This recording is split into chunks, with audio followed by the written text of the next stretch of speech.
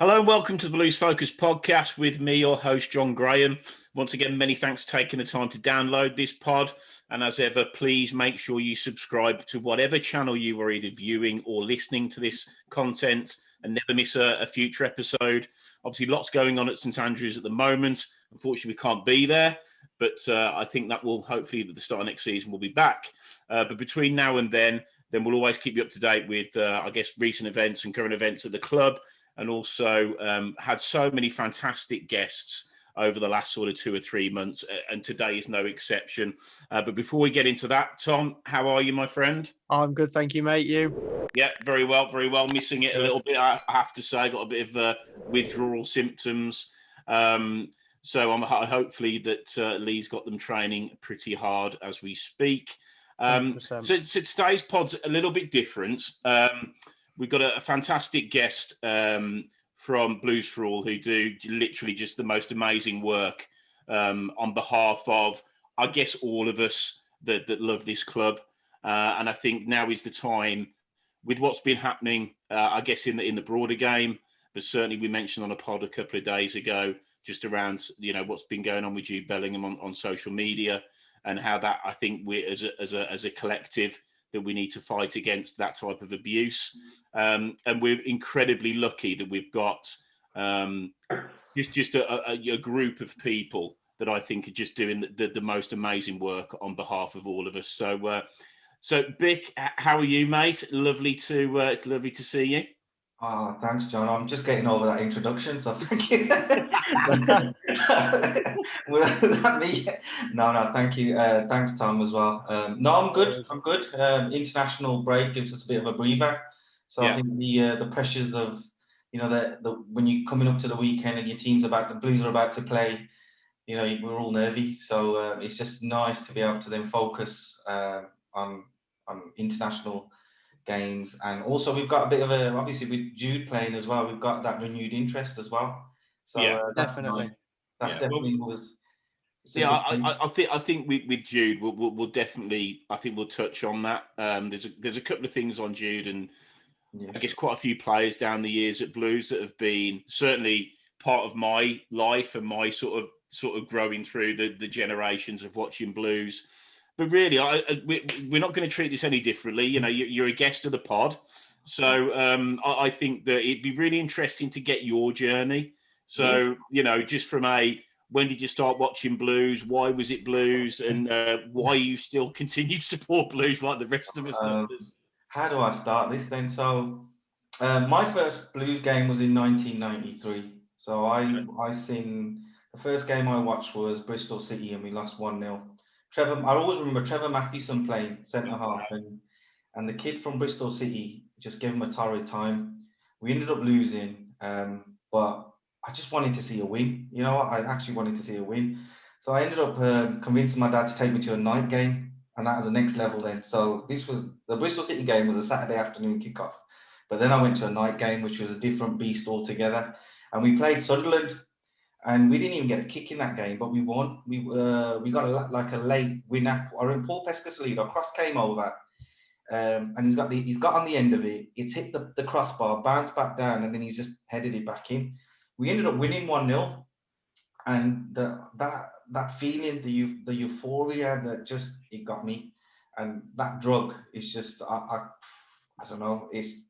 That's never left me. It's never left me. And why I support Blues, my dad. So all my family, they lived on St Andrews Road. So when growing up, they became Blues fans. They went to St Andrews School. My dad, he was, I think he was like one of the first Asian members of the Birmingham City supporters group at the time, the very original group, the supporters they had. Yeah. So he knew all the players around that time. A lot of the main fans went to home and away games. And growing up, it was just we're a Blues household. So we didn't have that option of supporting another team. We was always gonna be Blues fans. But the difference for us was we actually, like my dad, he took me to games. So I went to the games with him.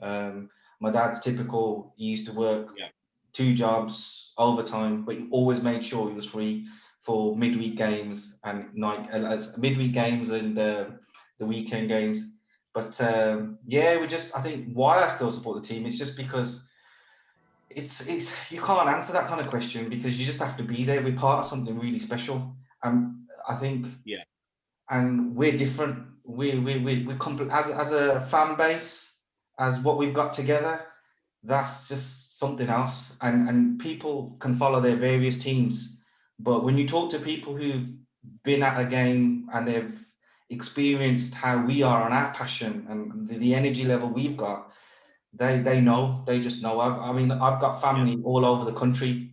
They follow their teams like from Leeds, Southampton, Portsmouth, and Cardiff as well. But they say, when it's when your away support, he goes, when your away supporters come to our place, because we know you've arrived. He goes, you don't stop singing. There's just something different, and I will not be able to I can't articulate it, but we're just that feeling and that connection we have, and you only get that when you're part of it. So when you do go to the games and you're together, and we support the Blues, and you know what, we don't support we're not exactly a glory team as well. We're not a glory hunting fan base. We're not glory, right? So sometimes like people would think if you've got a choice of who you're going to choose, for us it's if you support a team like Man U or Chelsea or Liverpool or even Arsenal to that extent, you'll win a game and that's it. You won the game, and then you lose a game and you lose it. I think with us it's different. When we win a game, that affects our whole weekend, our whole week, how we feel and everything. Yeah. And those moments are precious. We cherish them. We cherish them, and that makes the whole few days better until your next game. And I think like with Man U or something or Liverpool, we got semi-final of the Champions League and we lost, but there's next year. So I think for us as well, like the success that we've had, and it's not a lot of success, but the success we have had, that's going to stay with us forever, and it's even more special. It's magnified. So I think that's it. I think being a Blues fan, I mean, we just know we're not going to win every week, but it's just that feeling we get when we're part of that, group, and when the games start, and we get behind the team. It's something different. We're completely different to your typical football fan base, and that's one thing I'm very proud of, and I'm so glad. I'm so glad. I was born a Blues fan because I wouldn't want to be anything else, mate. That's it. So that's my answer there. If that's any good. No, I think that over the last sort of 2 or 3 months since I've been sort of lucky enough to host the pod, I've said a few times that it's more to it than just a Saturday afternoon or a Tuesday night. And when I say, I think, Christ, I sound like a bloody deranged old man, but there is something there that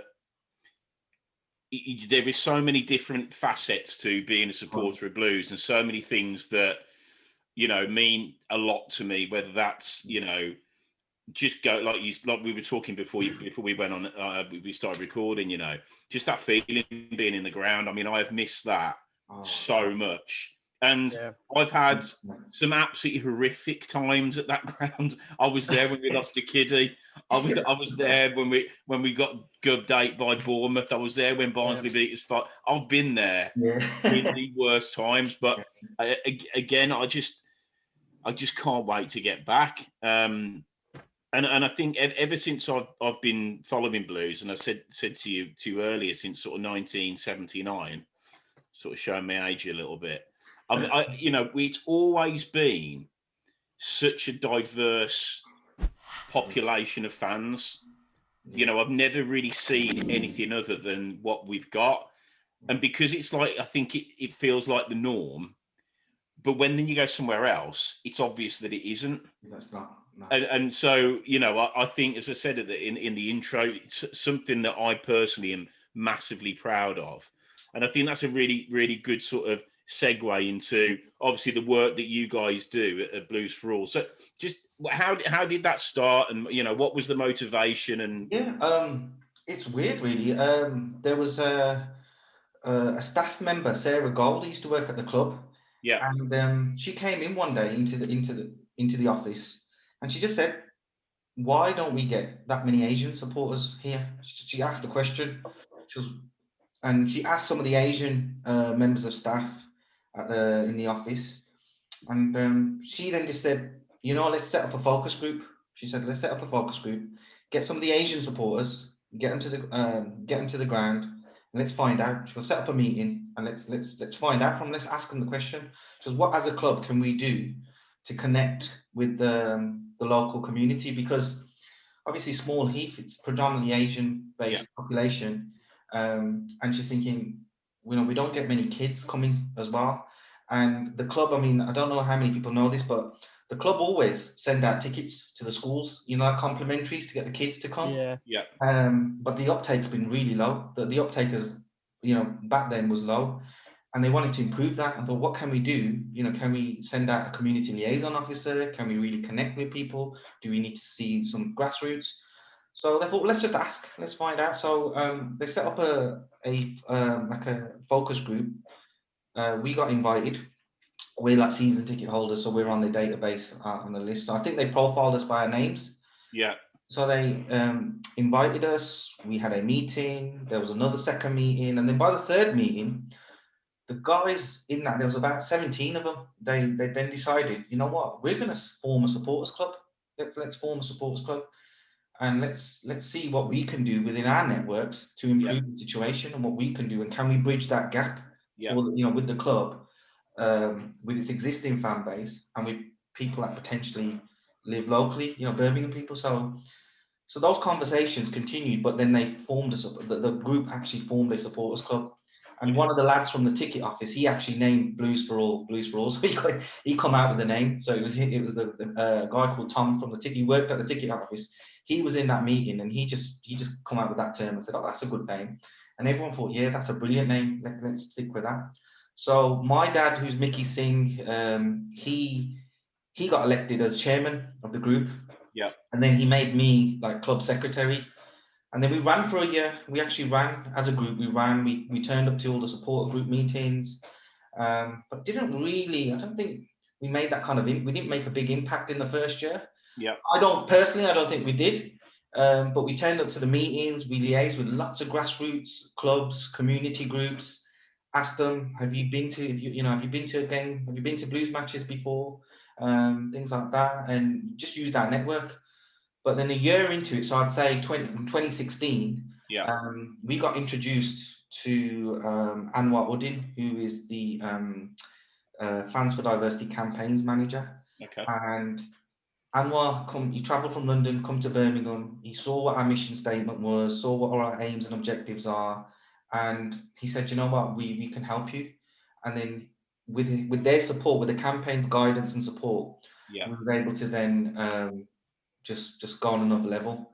And then it gave us a lot more credibility as well when we were reaching out to, because we were then affiliated to they were called the football, so they're called the FSA now, but they were under a different name before. And so they were Football Supporters Federation before, and we ended up becoming affiliated with them, and then things really started taking off. And then it was a lot easier for us then to then start when we met up with a faith group, and initially, I mean, we want to promote Birmingham City Football Club to everybody. Yeah. And the other thing is, we wanted to make sure if someone in Birmingham asks any child or their parent, have you been to a Blues game? They can say, yeah, we have been. And that's our mission. We want to make sure any Birmingham kid from any Birmingham school has been to a game. So we really want to make sure they've had the opportunity, because you're developing your future fan base. And at the same time, we're not naive. You might get people who come to the one game because it's complimentaries and they've come and they've seen it, they've been, but you build an affinity, and I've always said it, and I've been quoted on saying it as well before, that you build an affinity, like a connection, and you don't know that child another 5-10 years when they're big enough, when they're old enough and they want to go with their friends and they can go on their own. Now you've got community groups who stay away from football. They've got like the misconceptions that football supporters are hooligans, it's rough, they've still got memories of what happened in the 70s. It's not too bad now. It's not too bad. It's not too bad, is it? So We just There's just games you got to avoid. we just so it's some of them haven't been to a game, so these are people's views. So then they ask me as well. They ask me, my dad, my members, how come you go? It must be really rough. Don't you get scared? Nah.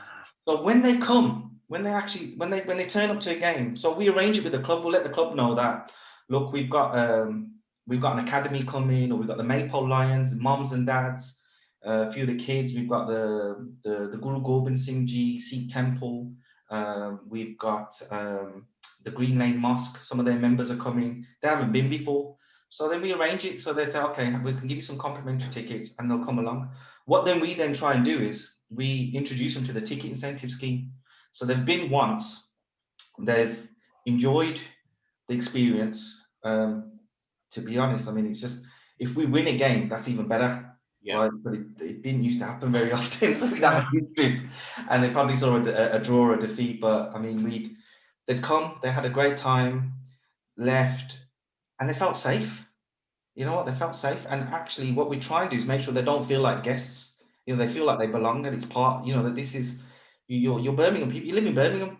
This is your club. You should be supported. You should be proud of the city. You should support our team, your local team, and you love football. You follow football. So there shouldn't be no barriers for you. That apparently, if there are barriers, we should get rid of those barriers that stop you from coming and supporting your local team. But we then try and communicate, talk to them, and tell them that, look, there's not just come and enjoy the experience, see what it's like, see it for yourself. And I tell you what, the feedback we get, the amount of people that are surprised, especially the views they had to begin with, to then afterwards, they can't believe the experience they've just had and what they've enjoyed. And it's very overwhelming for a person who drives past St Andrews, never been in, but then when you come to a game, and I don't mean you come in when the crowd's empty. You come in when there's when it's pretty much full, and you actually walk in, and then you walk through you go through the turnstiles, you come in, and then you're going to take your seats. That first, you see the look on their faces the first time. It's very, very powerful. So people always remember what they did on their first game and things like that. So we just want to make sure it's enhanced. And I think we just continued. We kept doing that. We kept doing that. And then through that, we ended up we won an award. So we've been nominated a couple of times for a national award, but we won it in 2017. And then that just raised the platform, raised our bar. It made our network bigger as well. And then we ended up getting sort of involved in the Fans for Diversity guidance group. So my dad became a member, and I have an advisory role. So there's other groups now from other football clubs that want to replicate what we're doing. So they want to know, how do we set up? How do we form? Obviously, we're in a privileged position that we've got an amazing fan base. Our supporters, I'll always say, our supporters are amazing. We're lucky. We're blessed that we live in Birmingham, and we have such a diverse community. But there's clubs that don't have it that easy with their fan base as well. So it's really difficult for them. So we get approached by a lot of other groups that have just formed, and we've been running it'll be 6 years in July. So we celebrate our 6th birthday. Okay. That's massive.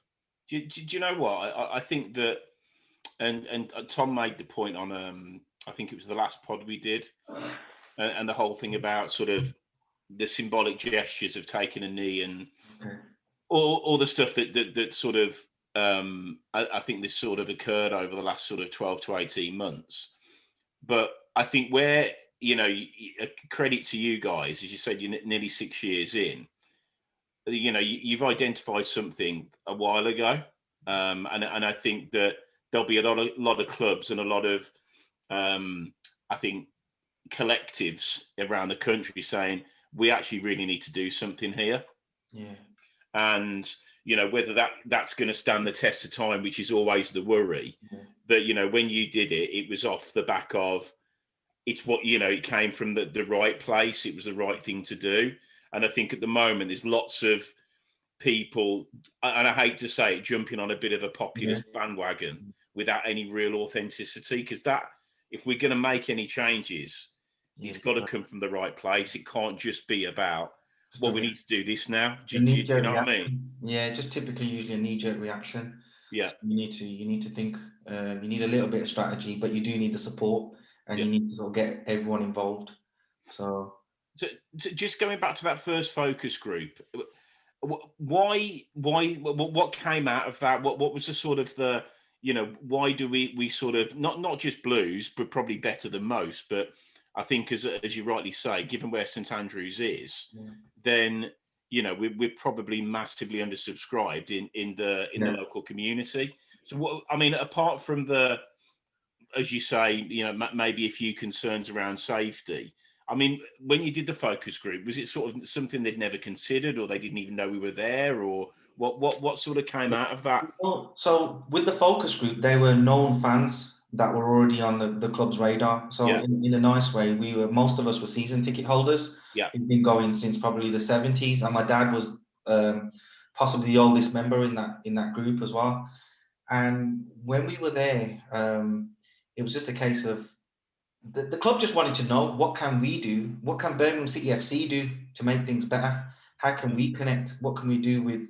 How can we encourage more school children to attend games? What as a club should we be doing? The club already had a ticket incentive scheme which they were trying to promote as well at the same time. And what I don't know if anyone, I mean, I can touch base on the ticket incentive scheme later, but it was just a case. It's a very good scheme that helps like charity organisations, community groups to get tickets at a reduced price, and then they get a rebate towards the money. okay, So they get a rebate towards their club, and it yeah, helps them. So if you've got a grassroots football team, you can get your young the kids to buy those tickets, and you can do group trips. And it was a great way to try and get more people in. The thing is, the problem we have at St Andrews, we're never full. We've got a 30,000 capacity stadium, and on a decent fixture when it's not Villa, you're looking at 21,000 maybe. Is that? yeah, Would you agree? You think with 21,000? Yeah, I'd say I think when we play probably other Midlands clubs, you're Yeah, looking between 21 and twenty three yeah, thousand. But obviously with Villa it's sold out. But yeah, there's those other games, or if it's a significant fixture in the table, then I'd say the highest it gets is 25,000, but no more than that. but I was listening to Talk Sport are doing these yeah, um, sort of getting like icons of sport, and unbelievably Barry Fry was on, and Oh yeah, I saw you shared that. and, I bookmarked it. he said when he came to the club, and obviously, as I said, I've been going for a long yeah, time. And when we're talking about how many sort of people we get to home games, and yeah, I'd say about 20,000 feels about right. But for years, certainly on a Tuesday or Wednesday night when we're at home, there was 4,000 on. There was yeah. 4,000. I remember standing on the Cop, and there was 4,000 I in. was having this conversation with my nan yesterday, actually, about how many fans there used to be down at Blues games, and she referred to a Jasper Carrot joke. Yeah, When he's like, when you used to talk to your mates down at the game, it'd be, "Oi!" Um, trying to speak over to him. So, yeah, but I mean, there's a few contrasts you can make even in recent years. I mean, you look on like the 2013, 2014 season under Lee Clark. What I'd say average crowd was 14,000 maybe. Yeah. And Never then 17, was it? So exactly, and like it was just down to kind of this. I suppose it really went down after we got relegated. yeah, And then obviously with the behind the scenes stuff, it all went a bit wrong. But then once we got half decent managers in yeah, that picks up again. just kind of connected with the club, in a sense, and we started playing better, then all of a sudden you're looking at 22,000 on average.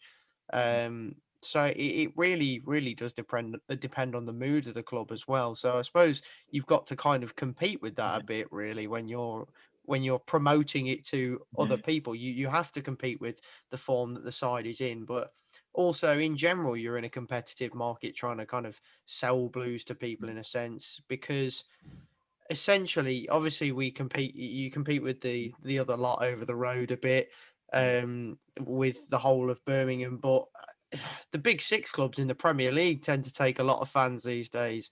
So yeah, you kind of, I mean, I remember when I was back at primary school, and everyone's like a Man United fan or a Chelsea fan or whatever. So it must be quite. You must feel very proud to kind of try and change that mindset for a lot of kids, because it's probably the kids where you want to kind of get them into blues, because then they can get their future generations into it. And I'll be honest, it's so easy when they haven't been to a game before. So, for example, they've watched the kids. I like this player or that player, or he's my favorite player, or I like Mo Salah, or they follow Liverpool, they follow Man U, but they've never been to games before, right? They've not been to a real game. And if they come on a school trip, or they come with their karate group, or the jiu-jitsu group, or with their academy or something, they're with their mates. And you know what? It's a different ball game altogether. Watching a live game with the crowd.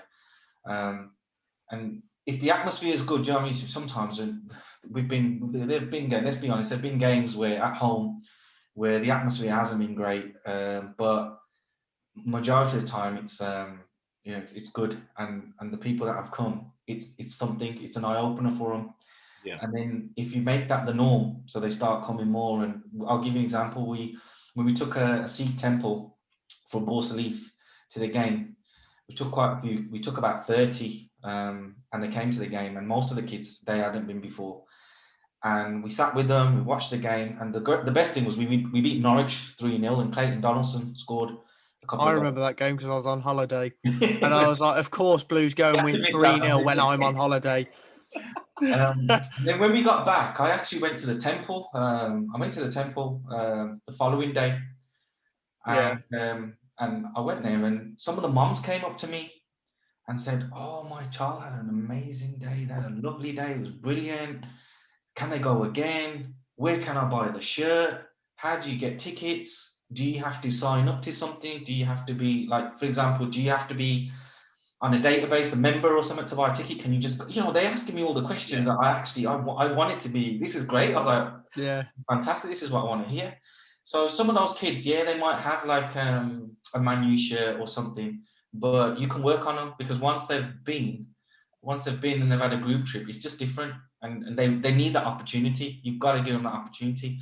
I mean, once you pick a side, when you proper pick a side and you're devoted, you don't change the team. no. You don't, you stick with it. So you can still work, on people, and the other thing is, you got that added bonus, it's your local team. So you might have a soft spot for another team or something, but it's your local team, and you can go and support them anytime. And then you can be part of something special, so, and you enjoy those wins.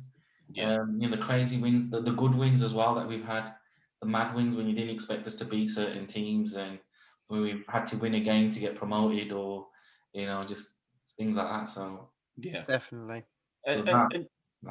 So just what are your plans? Because obviously it's been tough for it's been tough for everybody, hasn't it? Can't get to the game. So what are you going to really? Because I'm guessing that hopefully, fingers crossed, start of next season we'll be back to some sort of normality. Some normality. So are you sort of gearing up for your next sort of push, and trying to get the next generation of Blues fans sort of exposed to who and what we are? We'll carry on doing what we do. I think when we're able to, and groups are comfortable to start attending games, and we can actually go to matches and things like that, we'll carry on. We'll just keep doing that. Not sure what league we're going to be in. Hopefully we're still going to be in the Championship and things like that. So we'll see. We might have a few more tickets to give away if we get to League One. Yeah, I mean, thing is, we was talking about allocation. But even now in the Championship, we still got spare seats.